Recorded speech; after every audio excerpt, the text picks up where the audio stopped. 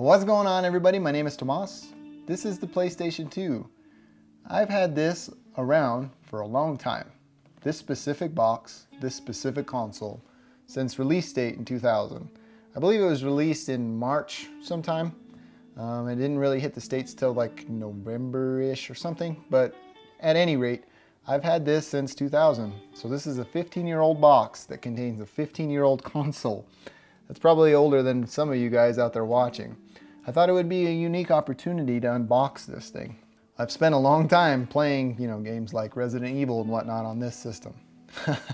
This system is close, near and dear to my heart, actually. When the internet wasn't really a thing where you had to go to your friend's house and actually, play them in Gran Turismo or NBA Street or whatever it would be, you had to be in the same room as the person to play the games that were available to you. Now, the world's a whole lot different. And before I get into a whole rambling spiel, let's go ahead and talk about this system. Now, the PlayStation is it's the greatest selling or the best selling console worldwide. It sold over 155 million units. On the front, you can see this was the start of the minimalistic packaging, to where less was better, and even more so is the simple logo and whatnot. This blue box was very desirable in 2000. Very desirable. I can't remember how much I paid for it. Well, let's go ahead and take a tour around the box. Here you can see some more branding, some PlayStation branding. Around the back, we can see that Sony is trying to sell you on some games. Gran Turismo being probably the start of one of the greatest franchises in racing game history. Then there's this unique little game called Smuggler's Run. This was fun. Around the other side, you see the exact same branding as the other side. Around the top, we got all of our, barcode information and whatnot. A lot of stuff you're not really interested in. And then you got verification that you actually have a system in there. So without further ado, and without me talking your ear off so much, let's go ahead and crack into this. And traditionally you wouldn't open it in this fashion, but I'm trying to capture the moment that you probably, all you older folks out there experienced when you purchased this thing right off the bat. You get your controller, and then you get some cables, some connectivity, and then some more connectivity, your power cable. This was the second system of Sony's to have an in-case power supply, which was awesome because you didn't have to connect any kind of bricks or anything. That was fantastic. And now the moment of truth. Actually, let's pull out the documentation. And in any other video at any other time, this wouldn't be as interesting, but I'm gonna save this for last. And then the console itself, and that's all that's contained in the box. Now the console is encased in this nice old styrofoam that has withstood the test of time, as you can see, and is still all in one piece, which is awesome. And then I don't know if you guys remember, but this is how your system came wrapped. It came wrapped in this nice little cloth looking thing. And bam, you were presented with your system. The beastly boss of bosses. This thing is the pinnacle of gaming consoles. All their gaming consoles look up to this thing. And then a closer look at the system. You see it's mighty big. Got a nice exhaust fan. Got a removable, later on in the life cycle of this system, they provided modems and hard drives that could be connected, and that will allow you to connect to internet. This was probably one of the first internet gaming enabled consoles ever as well. Got your power switch, your digital optical out, which is amazing to even consider. Another thing that was awesome about this is that it played DVDs. At a time when a DVD player cost as much as a house, this was encompassed within the system, which was fantastic. It was just awesome, all around awesome. You can see all of the stuff here. You can see DVD, DTS, Dolby Digital, and compact disc, so you could run anything. Got 4 little feet on the bottom that would allow you. There's also a stand that was included, which I happen to have.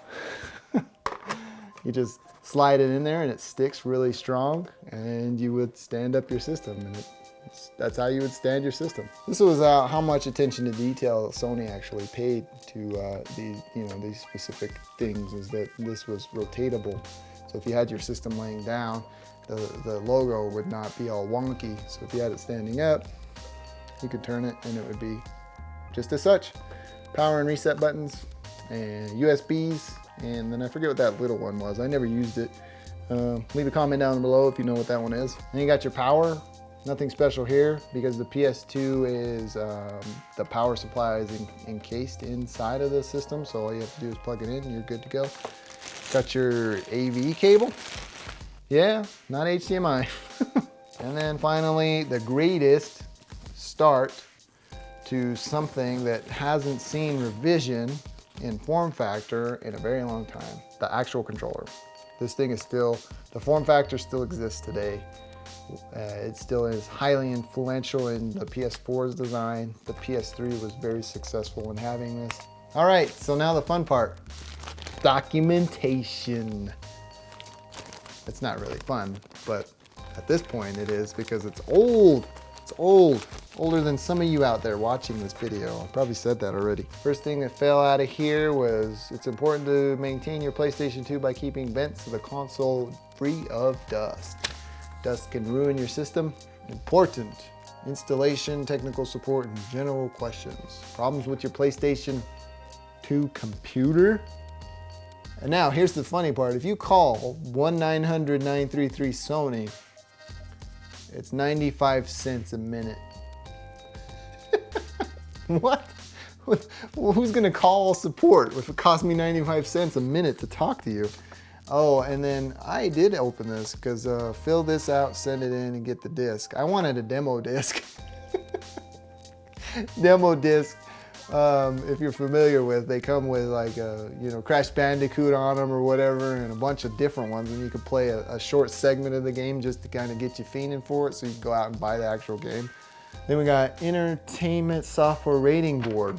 So they're educating you on what all these mean. Adults.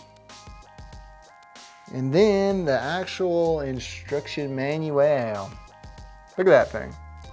Look how fat this thing is. Like, is it really? Well, it actually includes some other languages, so maybe that's why it's so huge. That's what she said. Straight up walkthrough of the system, memory cards, DVD video, how to use it, how to connect it, additional information. Don't keep it in a game console, don't put it next to some heaters. So just some general information on maintaining your system. Oh, one more extra element that you could purchase back in the day was a multi-tap. Because the PlayStation 2 didn't come with more than 2 inputs for controllers, if you wanted to get down with more than just one of your friends, you had to have a multi-tap. This was a time and age when you had to be in the room with your friends. And if you were playing first-person shooters, screen spying was inevitable, and it was happening. Well, that about does it for me in this one. Hopefully it brought back some memories for you. Again, this system is awesome. Hopefully this video was entertaining.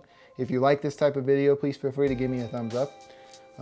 If you didn't like it, leave me a comment down below letting me know what it is that I can do to improve. Because your feedback is extremely valuable to me. If this is the first video you're seeing of mine, feel free to check out my channel and some of the past works that I've done.